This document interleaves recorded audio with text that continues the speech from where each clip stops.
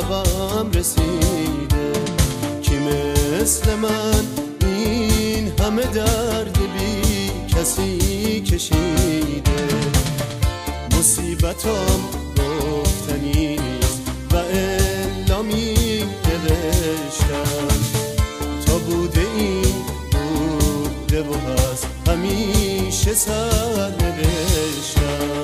عجب مکافاتی دارم تو غربت و غریبی. خسته شدم از این همه نار و نارفیقی.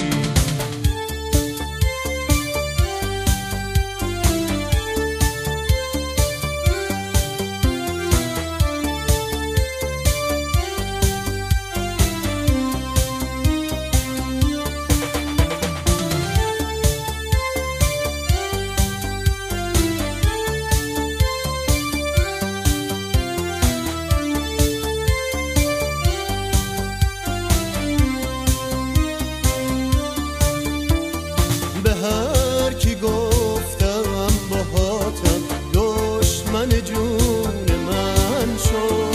عاقبت رفاقتش تشنه خون من شد. هرچی کشیدم از رفیق از خودی کشیدم. به کی بگم از این عزیزترین کسام چی دیدم. امان از دست این همه سادگی و صبوری. میخوام نبینم کسی رو اما آخه چجوری. هر کی به اسم یار اومد چوبه دار آوردش.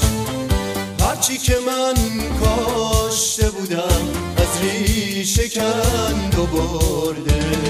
هر کی به اسم یار اومد چوبه دار آوردش. هرچی که من کاشته بودم از ریشه کند و بردش.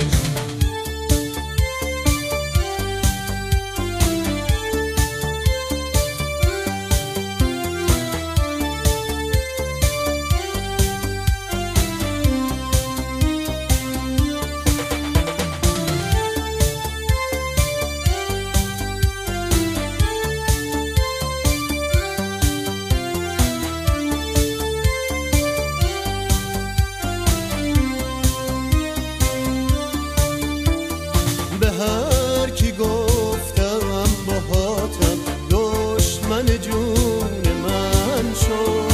عاقبت رفاقتش تشنه خون من شد. هرچی کشیدم از رفیق از خودی کشیدم. به کی بگم از این عزیزترین کسام چی دیدم. امان از دست این همه سادگی و صبوری. میخوام نبینم کسی رو اما آخه چجوری. هر کی به اسم یار اومد چوبه دار آوردش. هرچی که من کاشته بودم از ریشه کند و بردش. هر کی به اسم یار اومد چوبه دار آوردش. هرچی که من